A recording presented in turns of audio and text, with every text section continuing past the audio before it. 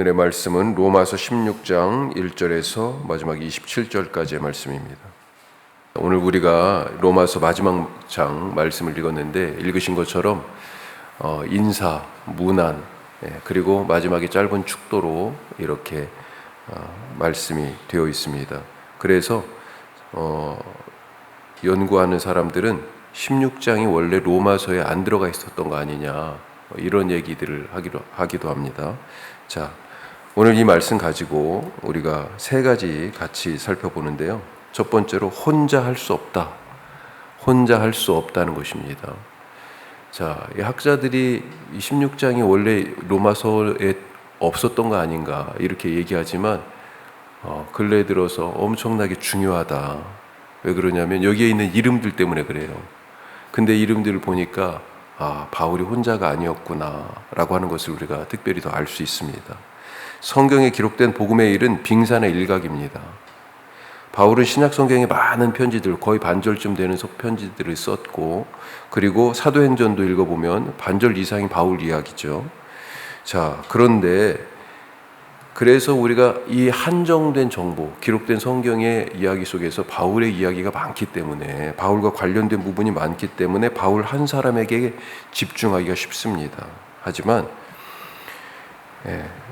이것은 바울만의 이야기가 아니고요, 사실 우리 모두의 이야기고, 바울의 이야기는 그 밑에 수면 아래에 더 크게 자리 잡고 있는 빙산의 몸통을 나타내는 빙산의 일각에 불과하다라고 하는 것입니다. 누구보다 바울이 복음에 열심히 있었고 투철했고 많은 교회를 세운 그런 선교사요, 또 뛰어난 신학자였다, 그렇게 볼 수 있습니다. 하지만 바울 혼자 이 모든 것을 한 것이 아니다. 바울은 특별히 이 복음의 일을 위해서 자기와 함께할 여러 사람들을 세웠고 또 여러 사람들과 연결되었습니다. 그러니까 내가 세운 사람, 바울이 사람들을 세웠다라고 하는 이 말은 또 뒤집어 보면 그 사람들이 바울을 또한 세우기도 했어요. 그런 방식으로 서로 연결된 거죠.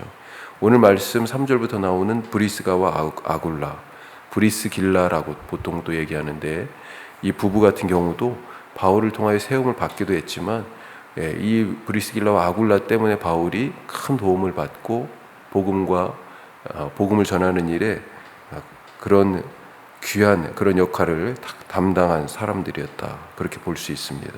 어떤 사람은 바울보다 먼저 믿었다고 오늘 되어 있잖아요. 자, 오늘 말씀에 나오는 사람들이 바로 이런 사람입니다.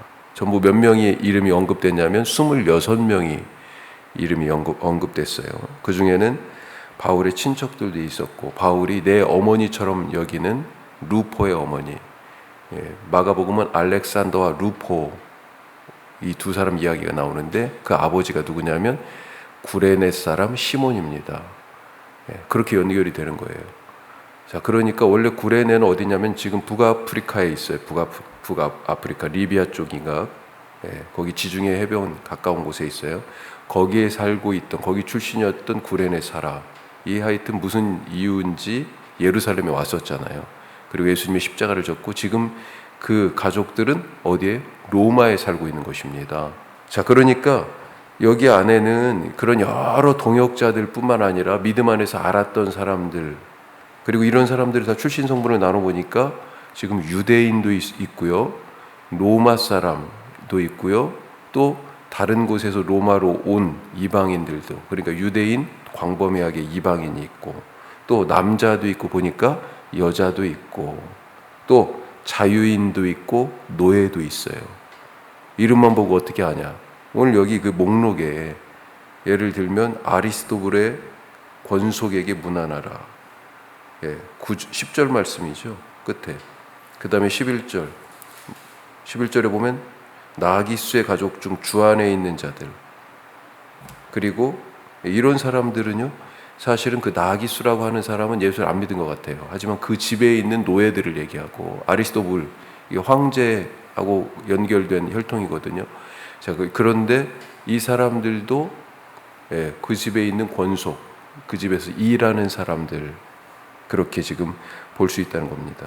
자, 그러니까 자유인, 노예인, 시민도 있고, 노예도 있었다. 여러 그런 사람들이 함께 이름이 언급되고 있습니다. 모두가 다 바울처럼 복음에 헌신한 사람들이죠.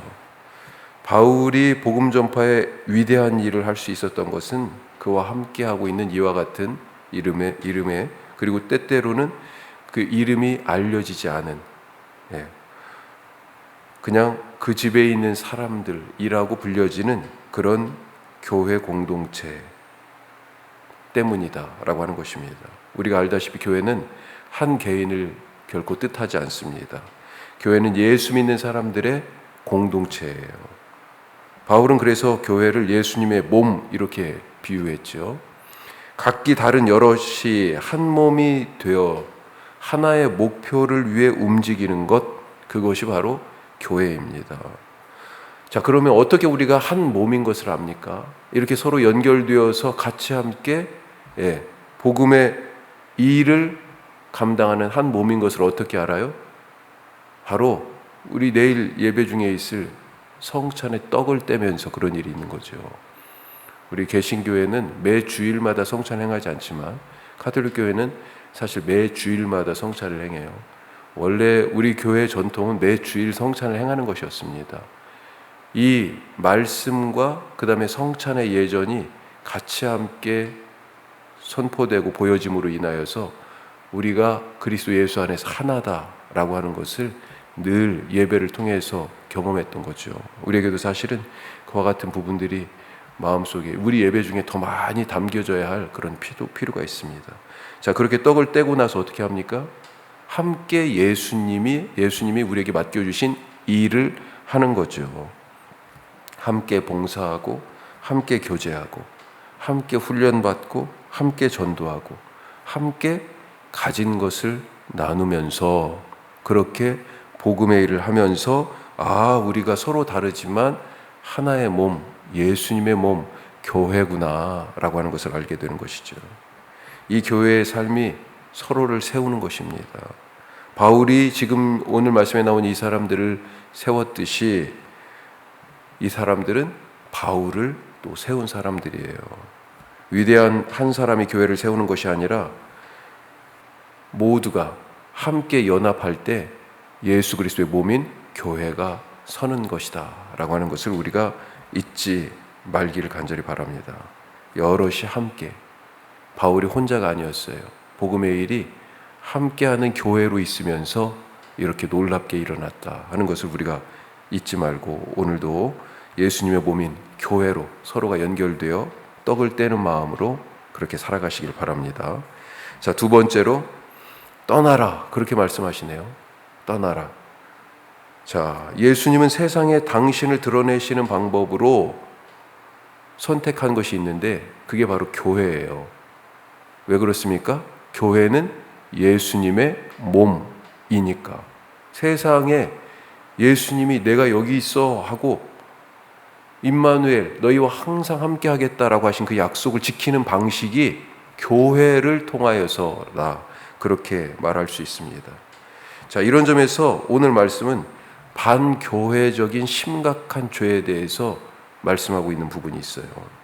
교회가 예수님의 몸이라는 가르침을 거스르는 행위가 교회 안에 있다는 것입니다. 17절 한번 보십시오. 자, 뭐라고 되어 있습니까? 형제들아 내가 너희를 권하노니 너희가 배운 교훈을 거슬러 분쟁을 일으키거나 거치게 하는 자들을 살피고 그들에게서 떠나라. 그렇게 말씀하고 있어요. 분쟁을 일으키거나 다른 사람들 앞에 거치게 하는 것, 장애물을 갖다 놓는 사람들이 교회 안에 있다. 교회 생활 중에 가장 큰 죄가 이 마지막에 지금 이 로마 교회의 편지를 쓰면서 당부하는 게 뭐예요? 분열이에요, 분열. 그것이 가장 큰 죄다라고. 왜냐하면 분열은 바로 예수님의 몸을 다시 한 번 더 찢는 행위이기 때문에 그렇습니다. 다시 예수님을 십자가에 못 박는 것, 그게 교회 분열이에요. 교회에서 하는 일들을 우리가 가만히 보면 다 어떻게 되어 있습니까? 세상에서 잘 안 쓰는 용어들을 우리가 많이 쓰잖아요. 교회에서 하는 모든 말과 결정과 행위들, 신앙적인 용어나 신앙적인 표현으로 그렇게 다 포장이 됩니다. 자, 그러나 정말 속도, 그 안도 정말 신앙적일까? 교회 안에서 누가 대놓고 이것은 하나님과 관계없는 일이다, 이렇게 얘기할 수 있습니까? 얘기 안 하죠.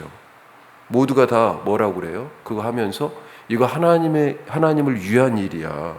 이것이 바로 교회를 위한 것이야. 이렇게 해야만 하나님이 기뻐하실 것 같아. 이렇게 해야 말씀을 따르는 거고 하나님의 뜻을 이루고 하나님의 의를 이루는 그런 것 같아. 자, 신앙적으로 합리화하죠. 하지만 신앙으로 포장되고 하나님의 이름으로 간판을 붙인 그런 일들이 실상은 다른 속내를 가지고 있던 경우들이 있다는 거죠. 신앙이란 이름으로 그래서 교회를 분열시키고 있는 것입니다. 이런 일들에 대해서 오늘 바울이 뭐라고 그래요? 18절 말씀 한번 보죠. 이 같은 자들은 우리 주 예수 그리스도를 섬기지 아니하고 다만 자기들의 배만 섬기나니 교활한 말과 아첨하는 말로 순진한 자들의 마음을 미혹하느니라. 아멘. 목적이 뭐였어요? 이렇게, 야, 이거 하나님의 뜻이야. 이게 하나님을 기쁘시게 하는 거야. 이래야 교회가 부흥하고 잘 될 수 있어. 라고 그렇게 신앙적으로 포장했지만 목적이 뭐였습니까? 그리스도가 아니었어요. 목적이 교회가 아니었습니다. 나중에 보니 겉으로는 교회를 위한 것이라고 들먹였지만 실제는 자기들을 위한 것이었다. 자기 배를 위한 것. 자기 만족을 위해서, 자기 직성이 풀려야 되니까 자기 뜻을 이루기 위해서 다른 사람들을 조종하고 움직인 거예요. 교활한 말과 아첨하는 말로 하나님의 뜻을 빙자해서 순진한 다른 성도들을 꼬드겼어요. 그렇게 교회는 분열하에 찢어지고 갈등하며 아파하는 것입니다. 자, 17절에서 바울은 이런 자들에게서 17절 끝에 뭐라고 돼 있어요? 이런 자들에게서 떠나라, 떠나라. 자, 그러면 어떻게 그런 말들이 꼬드기는 말이고 유혹하는 말이고 분열의 말인지 어떻게 그것을 분별할 수 있어요? 분별해야만이 그런 사람들에게서 떠날 수 있잖아요. 어떻게 분별할 수 있습니까? 진리의 성령님만이 가능하다. 무엇이 진리인지 진리가 아닌지, 이것이 포장된 것인지 속을 드러내는 진실한 것인지 어떻게 알아요? 진리의 성령님 때문에 아는 거예요. 그래서 우리가 성령님을 진리의 영이라고 얘기하는 거죠. 진리의 영, 성령께서 오시면 예수님의 말씀의 참 뜻을 알게 될 뿐 아니라, 요한이 그렇게 요한복음에서 약속했잖아요. 너희가 들었던 모든 것들 생각나게 하실 뿐만 아니라 너희가 그때 들었던 말, 이게 무슨 말이지? 깨닫지 못했는데 그 말씀 깨닫게 하실 것이다. 참과 거짓을, 진리와 가식을 분별하게 될 것이에요. 우리가 성령님 오늘 충만한 하루 되게 하여 주옵소서, 그렇게 기도하실 수 있길 바랍니다. 그래야 무엇이 하나님이 원하시는 것인지 아닌지, 무엇이 교회를 진짜 세우는 것인지 아닌지, 무엇이 우리 가정을, 우리 자녀들을 복되게 하는 것인지 아닌지 우리가 분별할 수 있게 돼요. 자, 세 번째로 지혜롭고 또한 미련하라. 지혜롭고 미련하라. 자, 19절 말씀에 보면 이런 교회의 분열의 위험 속에서도 바울은 이 로마 교인들이 주님의 말씀에 순종하여 말씀대로 살려는 그 노력을 칭찬하고 기뻐합니다. 자, 그러면서 뭐라고 권면해요? 지혜롭고 미련하라. 그렇게 권면합니다. 자, 지혜롭다는 것, 이것은 뭐예요? 민첩하게 반응한다는 뜻입니다. 지혜롭다는 것은 여기서 민첩하게 반응한다는 뜻이에요. 이 흐름을 봤을 때 미련하다는 것은요, 무감각하고 둔하다, 이런 뜻입니다. 자, 19절 끝에 뭐라고 돼 있어요? 너희가 선한 데는 지혜롭고 악한 데 미련하기를 원한다. 자, 그러니까 선한 일에는 민첩하고 즉각적으로 반응하고, 악한 일에는요, 못 본 것처럼, 못 들은 것처럼, 못하는 것처럼 무감각하고 둔해야 된다.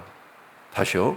악한 일에는요, 못 들은 것처럼, 못 본 것처럼, 못하는 것처럼 무감각하고 둔해야 된다는 거예요. 악한 일에 밀어나라는 얘기입니다. 누구를 돕는 선한 일에는요, 즉각 반응. 예수님이 부르시는 일에는요, 그물과 배를 곧장 버려두고 예수님을 따른 것처럼, 이 곧이라는 단어가 엄청 중요해요. 즉시, 즉각 반응했잖아요, 제자들이. 세관에 앉아 있을 때 마태에게 나를 따라오너라 하니까, 그때 당시에는 사실 요거도 먹는 직업이긴 했지만 돈을 제일 잘 버는 직업 아니었어요. 그런데 그걸 그대로 놔두고요, 예수님을 따랐습니다. 즉각적인 반응. 선한 데는 지혜롭고. 자, 그런데 누군가를 험담하고 나의 이익을 위해 누군가의 손해를 끼치고 누군가를 비난하는 그런 일에 나서지도 말고, 밀어내야 되니까 끼어들지도 말고 모르는 것처럼 하면서 살라. 바로 그것입니다. 그것이 주님 안에서 지혜롭고 또한 미련한 삶이다. 제자들을 보낼 때 뭐라고 그러셨어요? 너희는 뱀처럼 지혜롭고 비둘기처럼 순결하라. 어쩌면 그 말씀과 이 말씀이, 지혜롭고 미련하라 라고 하는 이 말씀이 맥락이 다 있다고 보여져요. 자, 20절 말씀 보니까, 그래서 그때 평화의 하나님이 그렇게 지혜롭고 민첩할 것은 민첩하고 즉각적이고 순종할 것은 바로 순종하는 그런 지혜롭고, 또 어떤 것은 둔하고 모른 척하고 못 본 거 못 들은 것처럼 그렇게 살아갈 때, 지혜롭고 미련하게 그렇게 살아갈 때, 비둘기처럼 순결하고 뱀처럼 지혜롭게 이 세상 속에 살아갈 그때 평화의 하나님께서 사탄을 우리의 발 아래 두고 이기게 하신다라고 하는 것입니다. 이게 무슨 말씀이에요? 창세기 3장 15절에서 이미 구원의 약속을 하셨잖아요. 아담과 하와가 범죄를 하자마자 여자의 후손이 사탄의 머리, 뱀의 머리를 상하게 하실 것이다. 이 말씀이 여인 마리아를 통하여 여자의 후손으로 오신 예수님의 그 죽으심과 부활을 통하여 이루어졌습니다. 생명을 가두어 놓은 무덤, 이 죽음의 문이 열렸어요. 십자가에서 모든 죄가 사해졌어요. 그렇게 사탄의 머리가 깨졌습니다. 이 놀라운 승리의 은총이 선한 일에 지혜롭고 악한 일에 무감각으로 반응하는 그런 지혜롭고 미련한 사람에게 주어졌다라고 하는 것. 오늘 주의 말씀에 즉각적으로 순종하고 남을 돕는 일에 즉각적으로 나서고 악하고 비난하고 분열케 하는 그런 일들에는 무감각하고 못 보고 못 들은 그런 하루로 살아가시기를 주님의 이름으로 축복합니다. 기도하겠습니다. 우리 세 가지 말씀 나눴습니다. 교회는 혼자가 아니죠. 무슨 일이든지 혼자 할 수가 없습니다. 주님, 믿음의 친구들, 믿음의 동역자, 사랑방 식구들, 우리 원주 함께하는 교회 공동체 주셔서 감사합니다. 함께 하나님 나라 이루어가게 하여 주옵소서. 두 번째로요, 악한 자들에게서, 교회를 분열케 하는 자들에게서 떠나라 말씀합니다. 어떻게 그들이 하는 말이 교회를 분열하게 하는 말인가? 성령을 구하시라. 오늘 말씀 나눴어요. 진리의 성령님 함께하여 주셔서 무엇이 참이고 거짓인지 잘 알게 하시고, 세 번째, 선한 일에는 지혜롭고 악한 일에는 미련한 그런 사람 되게 하여 주옵소서. 우리 다 같이 기도하시고 예배를 위해서 기도하겠습니다. 성찬이 있는데 하나님, 거룩한 떡을 뗄 때 우리가 한 교회, 한 덩어리의 예수님의 한 몸인 것을 우리가 깨닫게 하여 주옵소서. 우리 지금 코로나 때문에 고생하신 분 늦게 지금 있으세요. 우리 위해서 기도해 주시기 바라고, 멀리 출장 가 계신 우리 이현재 집사님 위해서 기도해 주시기 바라고요. 또 우리 부모님의 건강, 지금 입원도 하시고 요양병원에도 가시고 병원에서 더 이상 치료가 어려워요, 이런 말씀도 우리 이정 집사님 어머님 그런 말씀도 지금 들었어요. 위해서 기도해 주시기 바랍니다. 기도하겠습니다.